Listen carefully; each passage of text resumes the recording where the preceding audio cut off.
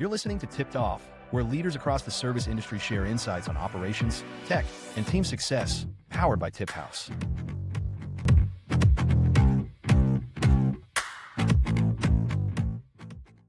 Hello, and welcome to another TipHaus Tipped Off podcast. Today, we're honored to be joined by another guest, Jonathan Klitgaard from Torro Restaurant Group. So, John, first of all, thank you for joining us. And would you mind introducing yourself, sharing a little bit about your background in hospitality and how you have found your way to Torro Restaurant Group? Yeah, thanks for having me on the call. Yeah, just to jump into my background, I've been in restaurants my whole life. I'm in Boise, Idaho now, but come from the Seattle area, and I spent 20 great years working for a restaurant group, mainly known for running a restaurant called Cactus, Southwest Kitchen and Bar in the Seattle area. Our corporate branch is On Point Hospitality, and went from being a busboy in that restaurant way back in 2002 to ultimately becoming their director of operations and running 7 different locations for them. And then, after the pandemic, a couple of years, we decided, my family and I, that we wanted to live somewhere where the pace of life was a little bit slower. And we moved to Boise after searching out a bunch of different cities. And I've been here for the last 4 years. About 2 years ago, I joined a restaurant group called Torro Restaurant Group, which is where I am now. Probably most famously known for Barbacoa.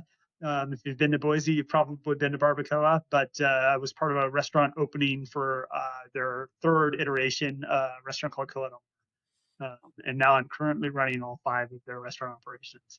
Oh, that is killer. Classic hospitality story, right? Of where you're starting to where you end up. It's an incredible piece. The industry really offers it, man. And you speak to TipHaus's heart. We were founded in Seattle. I know the Cactus Group well. I'm from Texas originally. Now I'm back in Texas, but Cactus had a place in my heart for when I wanted some Tex-Mex, man. They were about the closest that you could get up in the Seattle area. So I loved it. Concept. Yeah, man. And it's similar. It's Seattle's a great city, but always happy to see a different pace of life, certainly. So for those, who don't know much about Torro, would you mind elaborating a little bit about what other concepts are within the brand? Is it all in the Idaho region? What kind of makes you stand out as a brand? Yeah, so everything that we manage or own is in an area of Idaho called the Treasure Valley, which is sort of Boise and then sort of any of the surrounding cities that it sort of sprawls into. So all of our restaurants are in either downtown Boise, Meridian, which is a suburb of Boise, or Eagle, which is also another suburb of Boise. We have 5 locations. They're all different, and they vary in size. So Barbacoa and Coa del Mar. Barbacoa is more of a steakhouse. Coa del Mar is a steakhouse, but more heavily focused on doing elevated seafood. And then we have a restaurant called Coa de Hima, which is upscale Mexican, a very small restaurant right in the heart of downtown in an old historic building. It's pretty cool space. And then we acquired 2 restaurants and reconcepted them. One of them is called Nick's Italian, and the other one is called Ti Amo. And those are both just very small sort of neighborhood restaurant concepts. Ti Amo actually is the namesake of their original restaurant. The group that runs this, the family that runs this, moved up here from Laguna Beach, California, and they ran a really successful Italian restaurant called Ti Amo back in the early to mid 90s, back in that area before they moved up here. Oh, very nice. And what led to the acquisition? Was it something they really liked the space, they liked the ideas and what was already there, or was it just a great opportunity that they didn't want to pass up on? Yeah, so Idaho has some weird laws about liquor license. It's probably similar to California, but they only release a certain amount of liquor licenses per city. And they'll increase the amount of liquor license based on population size. Sure. And so when we were opening the new restaurant, Coa del Mar, which is a huge 10,000 square foot, fine dining restaurant, we were faced with having to buy a liquor license for a really expensive price, or we could have bought another restaurant and moved the liquor license over. And so the price was prohibitively high. And so we ended up buying an entire business just to move the liquor license over. And that one concept is the only one where we run with beer and wine only. In Idaho, the beer and wine license is different than the hard liquor license. Those are interesting. Okay. I mean, fascinating that, cheaper to buy an entire business than it is to acquire that liquor license, right? So, right. Yeah. Write your congressman. Yeah, absolutely. I mean, that's a wild business restraint, but ended up with two more in your portfolio on it. So best of luck to it. And I'm glad to hear it, man. So tell me, with it and a few of your concepts, y'all are actually utilizing one of our newer features, which I'm really excited about. And that's kind of our QR tipping. We got a request, continually from customers for a lot of what I'm going to say is kind of edge case tip policies that we couldn't quite cover. And you all are certainly on the edge case of it. If I'm not mistaken, it's for the guacamole artist. Is that correct? Yeah. So when I first heard about that, I was like, man, that's a really cool concept. How can we use it? And there wasn't really a lot of use case scenario for it. If we had valet or like code check or something like that, I think it would have worked out really nicely, but we don't. And then, we thought about the guacamole cart. And one of the issues with the guacamole cart is that we have this tip jar on it, and it can sort of send the message to guests that like, hey, there's a tip expected. And while it's certainly nice to get a tip for that service, we don't want guests to get fatigued and be like, hey, man, I have to tip everybody that I interact with. And really the straw that broke the camel's back or that tipped us into, wanting to use the QR code is that we added a tableside Caesar salad cart. And so now we're like, man, there's going to be these situations where the guac guy comes by and now the Caesar comes by. And like, we don't want, again, to create that fatigue where we're like, man, we have to tip everyone we interact with. And so we're like, well, let's just put a QR code out there. We ended up getting these really cool wooden boxes, so you can't see cash when it goes in. We still accept cash tips, but now we have a QR code solution to that as well. And one of the things that mitigated for us is that, in the past, before we had QR tipping, we would have guests that are like, hey, man, I want to tip you, but I don't carry cash anymore, which I think is so common. And so that would result in them sort of exchanging Venmo accounts, and that just didn't feel professional for us. And so we're like, yeah, let's go with QR tipping, keep it in house. And for business operators out there, I think also now we can account for those tips, right? They're coming into the system, they're being declared, and so it was a great solution. I love it. I love it, and I completely understand. I'm guilty. I travel for the conference seasons always, and I'll bring cash. It's our industry, particularly my business. And by day two, I've already tipped the valet and the bellhop and the front desk, whatever it may be, and I'm running to an ATM. And so, I mean, QR tipping makes perfect sense, but I love that model. I mean, it almost reminds me like what y'all are doing. Uber was very famous when they introduced tipping. Their goal was not to put it in your face. They wanted actually tipping to be something only 25% or fewer of guests did, but they wanted to make sure the opportunity was there, and that it was not being done, as you allude to, by Venmo, where you see first and last name of people, and now you've got a little more, personal information of that person than you may want. It kind of kills that professionalism. So I love to hear it, man, and that's a great thing to have. So from an administrative standpoint, whether it's QR tipping or in general tips, ballpark me time savings when you look at tips now flowing directly through TipHaus rather than, and previously you were handling them manually. Is that correct? Yeah, absolutely. Yeah. That was one of the first things that I just identified when I came on board with this company. It was really pretty amazing.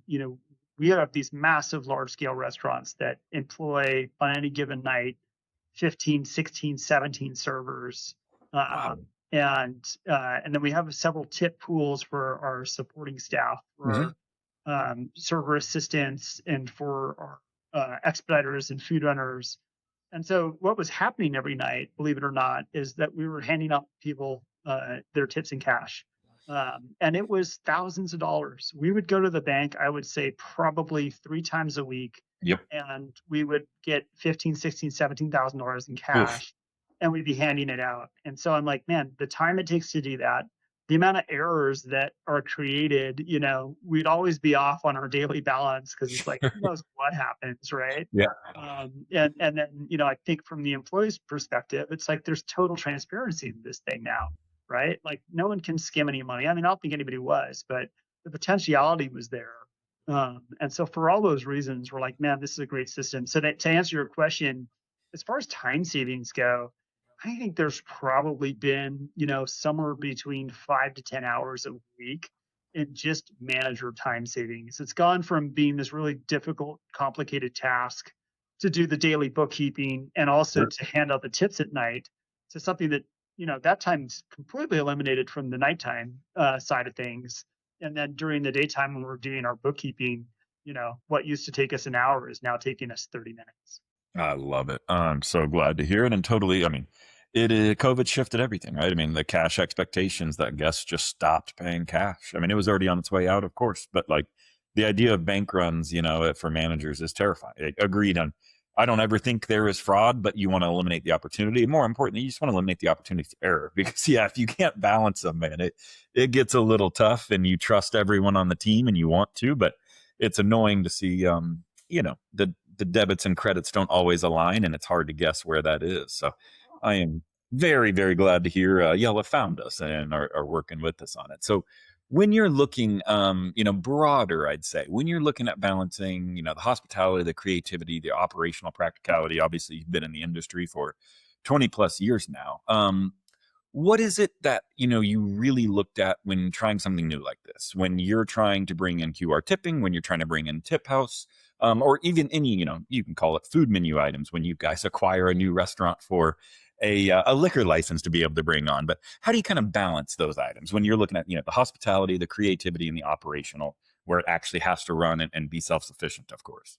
Now, this will indicate that I'm a dyed-in-the-wool front of house guy, but I think that hospitality drives everything, right? Like if our guests are happy, if we're creating compelling experiences, then they're going to come back. And we've done some really cool things here. You're probably aware that there's a book out there called Unreasonable Hospitality. Absolutely.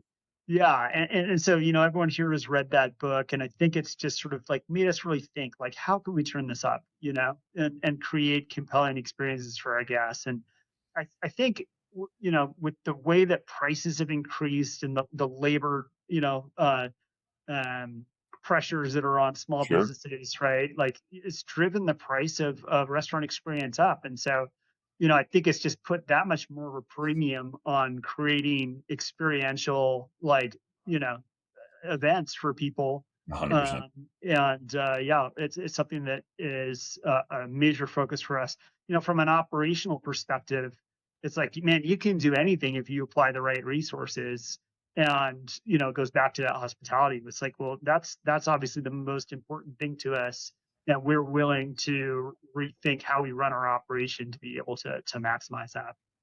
I love that. And when, so many things about that ring true. A is just the level of service you provide in the hospitality feelings, the service feelings that your guests get is something that is totally in control and is price irrelevant largely, right? I mean, the same burger at a place where you're treated unbelievably well, where the server picks up on what you need before you've even had to ask for it, things that it just speaks volumes above, and it doesn't change your cost with it. I want to Everyone in the hospitality industry should read the book. I hear it at every conference recommended. That it is not often I meet people who mandate it or who certainly have read it. When you say everyone in your org has read Unreasonable Hospitality, is that management staff? Do you encourage your service staff to do it as well? What does that look like?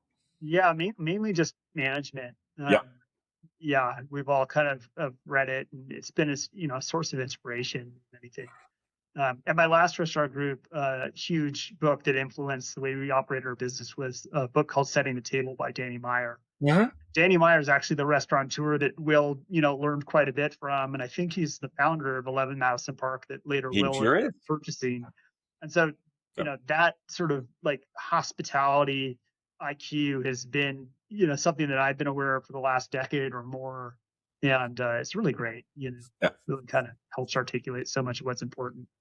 Danny Meyer and Union Square have done some unbelievable things up in the Northeast New York area, particularly with it. But yeah, fabulous 2 books, and good on you for paying attention to them and making sure that they're read and distributed across the organization. And I think that's something a lot of groups, there's unbelievable knowledge out there. We don't have to invent it all. We don't have to pass it all down. There are others out there who have really found it, refined it, made it very palatable to take down, and understand it. So if you have not, as a listener, read those books, please go check them out. You will be blown away at how many things seem very obvious and simple, but once they spell it out, you find ways to implement them. So before we actually leave that topic, I do want to ask you that. What is the number one piece from Unreasonable Hospitality that you all have felt success with by implementing, or that you have kind of taken to heart?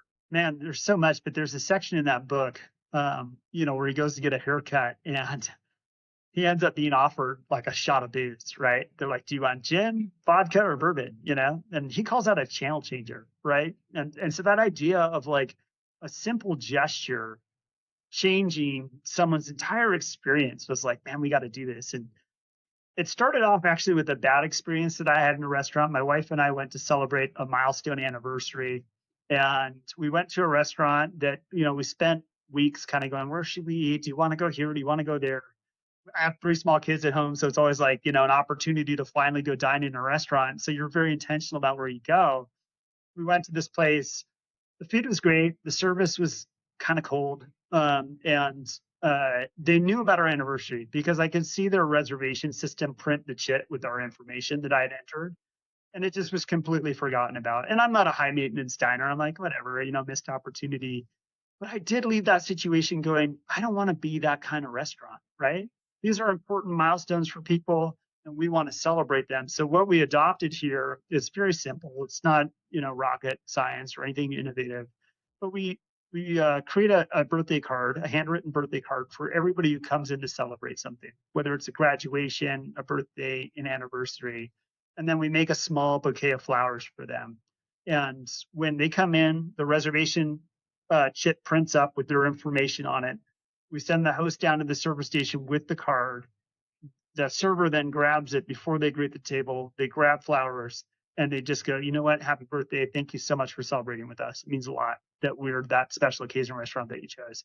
So I like to think that changes people's channel, right? It starts things off on the right tone. We send out dessert at the end of it to sort of cap it off. But, little thing that's not super innovative, but I think it matters. I think it's perfect. It doesn't have to be innovative, right? And that's kind of the whole gist of it is these are little attainable pieces that if you do, particularly if you add a few and they start compounding, make all the difference to guests, right? I mean, you touched on it earlier, costs are increasing. Like it's all perception of value. And those are ways to drive incredible value and memories and feelings of hospitality for what I'd imagine is maybe $1, a couple dollars towards a card, a flowers, a dessert at the end, all in, it's something really, really attainable for a restaurant to be able to accomplish. So I love it, man. I appreciate you sharing the story. I don't meet many. I don't think I've had any guests that have brought up that book, so I'm always excited to discuss it.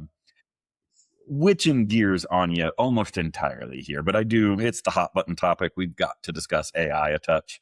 Tell me a little bit on it. AI it's everywhere. It's all over the place. Restaurant groups, restaurants, vendors, restaurant software companies, bookkeeping, payroll, all of it is touting it left and right, some being adopted, some being ignored, some outright performing questionable choices with it. But tell me from your side, and particularly, when you're looking at it with a Torro Restaurant Group kind of lens, where do you see the practical value for like restaurant operators? What do you think the industry may be overhyping? Where are you all using it? Where do you, if you're willing to share, tried or explored and just said, no, not for us right there?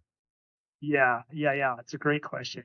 And it's a frontier, right? There's like so many different use case scenarios for AI, and some of them really creative, and some of them are, things that are just pretty obvious. And I will say that as a company, we started using AI to just respond to guest feedback, right? Whether it be Google reviews or emails that we're receiving, things we're getting through our reservation software.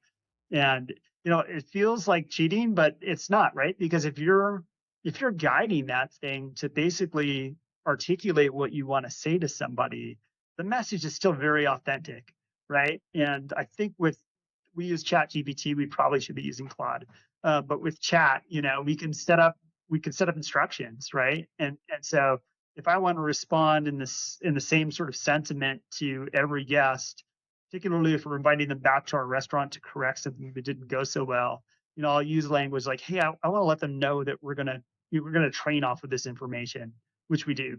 And I want to let them know that, we're sorry that this happened and we'd like an opportunity to win their trust back. And so we baked some of that language into it and used it for that. But, sort of the next level, and again, there's so many ways that you can take this thing. And that's something that I use a lot as a director of operations. One of the things in this restaurant is we're still building out our infrastructure, systems and tools.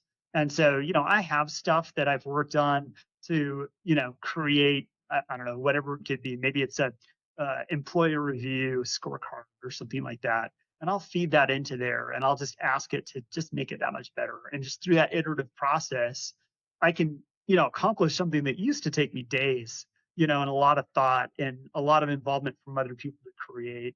and now can be produced in the matter of 30 minutes, and you come up with something that is like, yeah, that's exactly what I want. So we're using a lot for that. We haven't scratched the surface on using it to do sort of next level business functionality, like, should we use it to help us place our orders or evaluate our financial statements or some of this other stuff? But that's just a matter of us not having the bandwidth to sort of pursue that yet. It's all coming. It is. And some of it's advancing so fast. I mean, it's always the when do you dive in, right? It's if I dive in today, is it going to be irrelevant 3 months from now due to a new tool or better software? I mean, it's almost advancing too fast to really try to roll out operation. It's great for an individual. When you look at organizational wide, it's tough. But I do love your comment there of like, we're using it to respond to guests or to feedback and items like that. I think the number one piece, and it almost sounds, like an organic thought to you, but I want to call it out for the listeners, is the authenticity piece. That don't use the chatbots to be uber professional if you are a laid back beach vibe restaurant, right? And similarly, don't just let it go on its own. If you are very formal fine dining, it's something you want to help train it. You want to ensure that your values are being come across with it. But I have seen far too many restaurants that the language and the communication style doesn't necessarily match the brand. And I can guess, I'm not going to say I know for certain, but I can guess that I know what's going on in the background there, of course. But yeah, no, I think that's a great place to look at with it and a killer use for it, man. I mean, honestly, your operation side obviously is my home as well. And I could not agree more. Reformatting things, right? Just making things look presentable and digestible. I've got the raw ideas that I can get down, making sure it's now brought into a way that's going to be usable, that's, easily adopted, that's going to be understood quickly. Instead of me taking hours in whether it's PowerPoint or Canva or some tool to try to make something look beautiful, it does it in 30 seconds, 90 seconds. It's fabulous, man. Yeah. Like you've got this technical writer sitting on your shoulder, right? And helping you just sort of be more clear and concise about your messaging. It's exactly it. It's a technical writer. It can be a designer. It can be all of the things that it doesn't replace my thoughts, but it does take them and make them much more manageable, much quicker. So Absolutely. A fabulous tool to use. John, we are about to move into relatively our little bit of a speed round that we always like to run here. And really what it is I like to get a good frame of reference from all of my guests about a few of the most common questions that I like to ask here. So the first and usually the easiest, though we have seen guests where this is the toughest one for them, that I would love to ask you is, what is your favorite restaurant concept or brand, and what's it doing to stand out to you? And the obvious caveat here is it cannot be your own restaurant group, current or former. So throw me something out there that you are not a part of. I'll pick a restaurant group out here in the Boise area that has become our favorite restaurant. And, just I guess maybe to articulate the importance of that, like we've been there like 40 times in 4 years. Wow.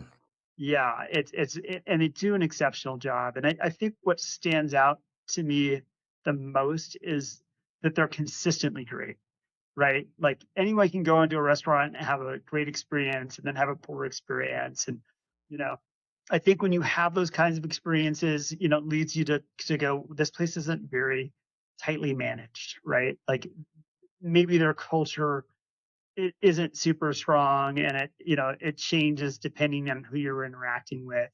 But man, this place, number one, the food's exceptional, and it's simple. It's a pizza restaurant. They actually have several different companies. It's called the Wilder Group. So there's the Wilder, which specializes in the sourdough pizza. There's maybe 8 of those things on the menu, plus another 7 or 8 appetizers and like 3 or 4 salads. But it's so focused. Everything that you get there is great, right? There's no bad items in that menu. And so it starts with that just sort of as the basis, right? Like I think anymore, customers, guests have an expectation that food and beverage are going to be great, right? Otherwise they just don't return. But then on top of that, like there's these really inspired, comfortable environments. I think people shortchange the importance of place and going into somewhere and feeling like you belong and feeling like it's comfortable. So that definitely is part of that. They're just their restaurant aesthetic and their design, but the service is always friendly, and I think Boise is a college town. They somehow managed to find these people that are young and energetic, really are, what Danny Meyer calls a hospitalitarian, right? They enjoy taking care of other people. And so, every time you go in, we're interacting with somebody that's like, man, that was a pleasant experience. So just a really polished, dialed in restaurant group operating that upscale casual zone, right? Which is kind of, for me, the sweet spot. I don't always go to fine dining, but I do want to feel like I'm, somewhere where I can have a date night. They just do a remarkable job. I love it. And you nailed that. The category is exactly my preferred, man. An upscale casual, right? Someplace it's always, I'm never embarrassed to take my wife there, but I'm also not feeling like, do I need to go home and put a jacket on, right? So something I can just walk into and have a great experience with it. But the consistency is key. It sounds like they are nailing it. So I'm glad to hear it. And tell me your next of the questions here.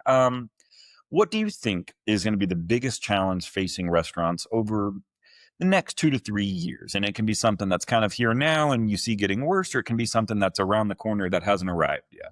Boy, I was just talking to a colleague about this who still lives in Seattle. And, I'm sure everyone says this, but the amount of labor pressure and the amount of cost increase that we've seen in the food and beverage supply, and restaurants operate off thin margins, right? They have to pass that along to the guest. There's only so much that you can do by getting creative with your offerings to keep it within a certain price bracket. But, I think restaurants have their back up against the wall, and you're seeing prices continue to come up. And I don't think that's in lockstep with people's disposable income, right? I think that's shrinking. And so, back when I started in restaurants in the late 90s and early 2000s, it was like, man, a restaurant was a meal replacement. People would go out once a week and dine and not have to cook at home and have the whole mess of that. And I think restaurants have really shifted into being more of a special occasion sort of thing, right? Maybe they go out once a month instead of once a week. Maybe it's just birthdays and anniversaries, quick serve obviously has ushered in some change as well. Like you can go to a quick serve restaurant, even though anymore I feel like a good quick serve restaurant is almost on par with what a restaurant's charging. And so they're sort of falling into that as well. But not to sound like a broken record, because I'm sure everybody says it, but what we've seen in the industry over the last decade is that, our sales have remained pretty much the same, if not gone up a little bit through price increases, but our guest counts are way down. Absolutely. Absolutely. And you're nailing. I mean, it is, I believe, if I'm not mistaken, it may have been Jose Andres came out this morning and described, I mean, very vividly, like what the restaurant industry is actually looking at. And it's right down this vein that there's only so much consumers can take, right? I mean, restaurants are not designed to be strictly a special event scenario. They need to have, regulars and weekly, if not certainly monthly visitors. And so it's getting into that spot. And I agree with you. I think, there's going to have to be some relief on the wage pressure. Governments are going to help businesses out a little bit on that front, because restaurants are such quintessential American, right? Go out and break bread with people, sit, have a great time, have great conversations, have drinks. You certainly need that in every community that you have. I mean, it's a major contributor to the community. So we will see how it plays out. Now, tell me, similar vein, 2 industry trends though. So looking at like a trend that you believe in, maybe you've already bought into it and you've already rolled things out with it, or you're implementing it currently. And then one trend you see and you say, no, that's not for us. I don't even think it's a trend. I think it's a fad. I'm going to let that one go right on by me. What are you staring down over there, John? Sure. I think an industry trend that, we haven't fully latched onto here, but it's really a compelling idea is loyalty, right? And how to make the most out of that. And with the amount of data that's out there, I know it seems almost Orwellian, right? We know everything about consumer spending. When you think about like how much Amazon probably knows about what we look at, right? Absolutely. Google as well, right? Yeah, that's maybe the downside to it, is that invasion of privacy. I don't like that kind of thing. But I think the upside to it is that, restaurants, businesses can really come up with offerings that are compelling for a consumer, right? Like we know what that person buys when they're in our restaurant. We know what kind of incentives are going to appeal to a certain group. We can do A/B testing to see what works and what doesn't work. And so, I think a sophisticated loyalty program is going to help better meet a guest needs by teeing up and offering up things to individuals that are what they want, just through that deeper understanding of how they're spending and what's of interest to them. So definitely an emerging trend. It's not brand new, but something that I think with AI and data is going to just continue to be more targeted. That I was gonna, loyalty's been around, but oh man, is it about to change and become infinitely more personalized, right? So Yeah. Now, on the other side of the spectrum, a trend that I think is hopefully going to go away, and I don't want this to be a rant, but influencers, right? Like I feel like they almost strong arm you into feeling like you need them. And here's where I take issue with that. I don't begrudge them for wanting to make a living out of creating compelling content, but it gets so repetitive. It's like, how many times can I watch somebody go to a restaurant and eat something? And it's disingenuous, right? It's like, man, I see that same person go to every new restaurant and tell me how great it is. Is that really authentic, right? Or is there something for them to do that? And last sort of comment I would say on all of that is I've always believed, hey, you know what? You don't need to market if you're executing. If you're creating compelling experiences and taking care of the guests who are coming into your building, then they're going to come back. And that natural word of mouth, which is so powerful and valuable to a business, it's going to transpire. And so the place where I worked for 20 years, like, we're not marketing at all. We're going to focus on being the best that we can be, on delivering the most value to the guest and creating compelling experiences, and people will come back. So you see a lot of that, especially out here in Boise, Idaho. People play the influencer game, and it's like, I just tune it out.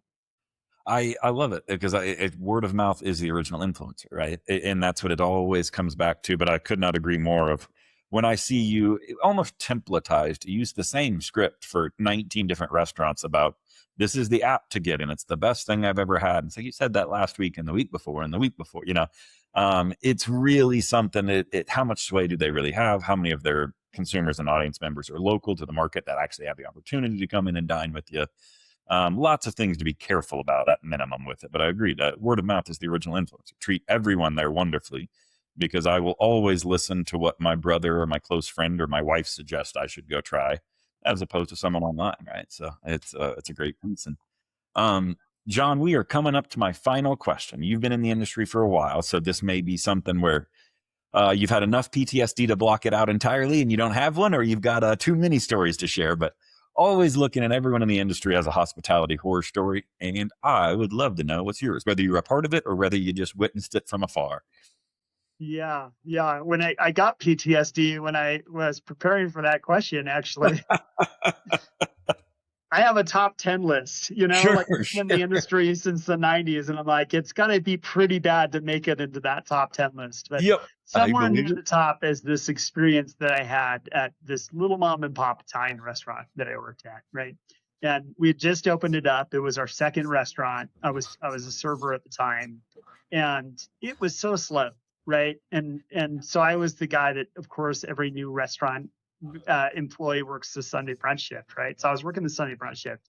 We had coffee, we had a full bar, and we had a restaurant with about 80 seats in it. And it was just one person in the front of house because you didn't know if you were going to get 3 guests or the restaurant was going to fill. Well, one day the restaurant filled. Oh. And it was like, they had no ability to stop people from coming in. Yeah. Right. So they're coming in and they're waiting at the front desk. And I think I was probably 20. And I'm like, oh, sit down. And, pretty soon it was like, you knew 15 minutes into it that the next 5 hours of your life was just going to be absolutely terrible. I mean, when you're looking up and looking across the room and you're looking at a table that's been there for 45 minutes, and like, I haven't even been over there. Yep. You're in for it. Yeah. Yeah. But you can't, what do you do? Yeah. So that's probably number one. Yeah. I had another one like that where I was managing, and I just remember going from table to table and just being honest with them. And it's honestly what saved me. I was like, hey, we're understaffed right now. I can't tell you whether or not I'm going to be at your table in 10 minutes or in a half an hour. If you want to leave, I'm so sorry. Absolutely. But that's the reality of our situation. And man, it was a lot of fun actually at the end of it, because people were joking around and thanking me for being honest with them. And so that was the way out of that, is just be honest with people, right? Hey, we're in the weeds. You might want to leave if you're expecting quick service, because it's not going to happen. That setting expectations correctly, right? I mean, it's part of the hospitality piece in general. Is I could not agree. If 20-year-old you had the same experience, because I've shared that exact moment where I was one of 2 people on a huge restaurant, and we, the hostess didn't stop seating, and the manager didn't want to turn it down, and we just, had to be blunt of, hey, I'm going to check in with you. And I just let them, I'm going to check in with you twice, once for your drinks, once for your food. And that's the twice that you're going to see me is probably over 45 to 60 minutes. So don't be afraid to wave me, don't snap at me perhaps, but look for me, wave me over if you absolutely need something. Cause I'm doing 2 table touches and I'm gone. Right. That's about all we got. It's a good way to do it. Everyone in the industry has hopefully had some of those moments, man. Did you make some money at least? I did, yeah. Good. I will say, your internal monologue in those hours is like, why am I doing this to myself? Like, why did I choose the restaurant industry? Exactly that. Anything but this. When do I get to go into the walk-in and sit for 5 minutes and think about my life? It's I'm man enough to admit that I'm probably going to do some crying in there. Yep. Oh, absolutely. My tears are going to freeze on my face today, and that's how it's going to go, man. So, well, thank you very much, John. I want to wrap here. I don't want to take too much time from you, but before I do, John, would you let everyone know, if they're visiting the Boise area, where they can learn more about you, what website they can find to find your concepts, and how they can come and visit you? Yeah, all of our restaurants have their own unique website, but they can also all be found on the Torro restaurant. Torro is the name of our parent company, or our corporate umbrella company that manage all the restaurants. And I believe it's Torro, TORRORG.com. And you can link up to all of our restaurants over there. We're all throughout the Treasure Valley. Definitely go to Barbacoa if you haven't been there. That is the sort of flagship one that got us started, and it's quite an experience. It's a very experiential restaurant. We do a hot rock steak with fire, and the inside is very bohemian and decorated in a way that's really compelling. I love it. Well, John, thank you for sharing. Obviously, Barbacoa is a favorite of our marketing department. So if you're in the Boise area, go check out Torro. You can almost rest assured after this conversation, you will have an amazing experience and some great hospitality there. And John, I cannot thank you enough for joining us here on TipHaus today. Yeah, thanks a lot, Kirk. It was a lot of fun. Absolutely. Absolutely. Thank you again. Thanks for listening to Tipped Off, the podcast for the service industry. For more tools and insights, visit TipHaus.com.